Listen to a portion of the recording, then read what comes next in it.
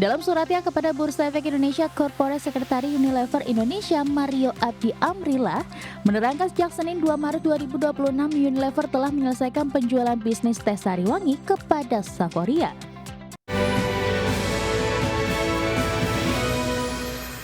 Pemirsa, terima kasih Anda masih bersama kami di Market Buzz. PT Unilever Indonesia Tbk telah resmi melepas lini bisnis teh bermerek Sariwangi kepada entitas grup Jarum PT Savoria Kreasi Rasa. Ya, manajemen menegaskan penjualan lini bisnis tersebut memungkinkan perseroan untuk merealisasikan nilai investasi dan selanjutnya fokus pada bisnis inti perseroan yang tersisa. PT Unilever Indonesia Tbk telah resmi melepas lini bisnis teh bermerek Sariwangi kepada entitas grup Jarum PT Savoria Kreasi Rasa. Dalam suratnya kepada Bursa Efek Indonesia, Corporate Secretary Unilever Indonesia Mario Abdi Amrila menerangkan sejak Senin 2 Maret 2026 Unilever telah menyelesaikan penjualan bisnis teh Sariwangi kepada Savoria.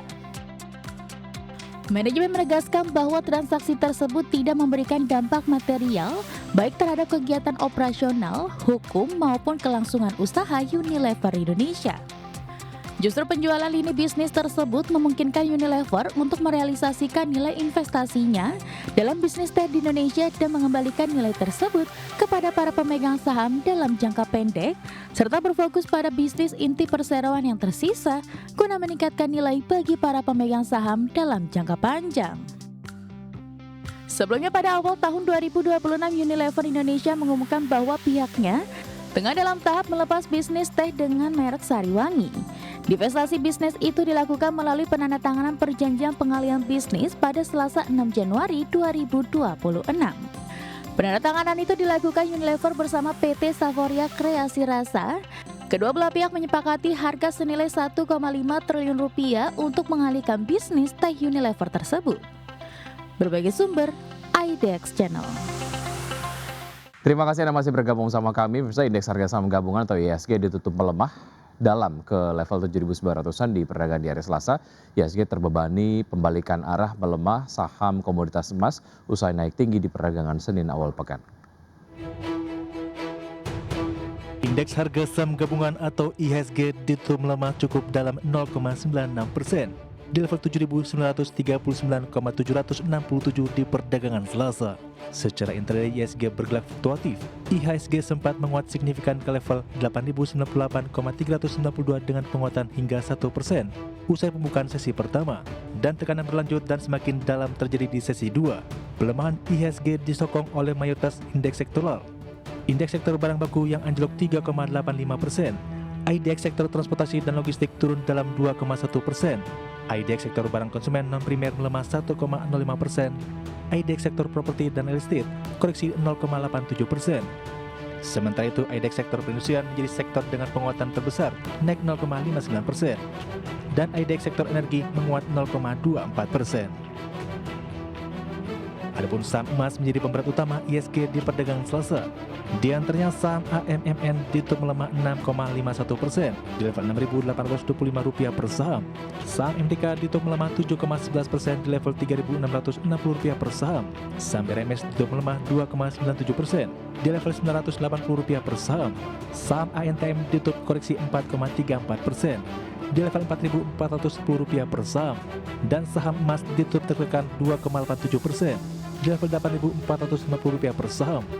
Saham-saham emiten emas kompak melemah terdampak profit taking usai naik tinggi di sesi perdagangan Senin. Sementara itu, perang udara Amerika Serikat dan Israel terhadap Iran meluas tanpa tanda-tanda akan segera berakhir. Israel menyerang Lebanon sebagai respon atas serangan Hizbullah. Sementara Teheran terus melancarkan serangan rudal dan drone ke negara-negara Teluk yang menjadi tuan rumah pangkalan militer Amerika Serikat. Serangan terhadap Iran telah menyeret kawasan Teluk ke dalam perang, serta menghentikan pelayaran melalui Selat Hormuz, jalur vital yang dilalui sekitar 1/5 perdagangan minyak dunia dekat pantai Iran, sehingga mendorong lonjakan harga minyak. Berbagai sumber untuk IDX Channel. PT Barito Renewables Energy Tbk mencatat total kapasitas pembangkit panas bumi mencapai 926 MW atau mendekati target 1 GW. Ya, total kapasitas tersebut dicapai usai perseroan melalui anak usahanya yakni Star Energy Geothermal baru saja menyelesaikan proyek retrofit pembangkit listrik geothermal Wayang Windu Unit 1 dan 2 pada awal 2026. Adapun proyek retrofit Wayang Windu mencakup peningkatan komprehensif pada kedua unit pembangkit. Presiden Direktur PT Barito Renewables Energy TBK Hendra Sucipto Tan mengatakan ekspansi berkelanjutan perseroan mencerminkan keyakinan bahwa energi panas bumi dan angin merupakan pilar fundamental masa depan energi bersih Indonesia. Sejalan dengan penyelesaian proyek retrofit Wayang Windu dan ekspansi unit Salak Binary, perseroan masih meraih tambahan kapasitas listrik sebesar 40 MW. Alhasil keseluruhan kapasitas pembangkit listrik panas bumi perseroan meningkat dari 886 MW pada Oktober 2023 menjadi 926 MW. Pemirsa, kinerja gemilang ditorehkan emiten sawit grup Sinarmas PT Sinarmas Agro Resources and Technology Tbk atau SMAR sepanjang 2025. Laba bersih perusahaan melonjak lebih dari 100% seiring kenaikan penjualan dan perbaikan kinerja operasional.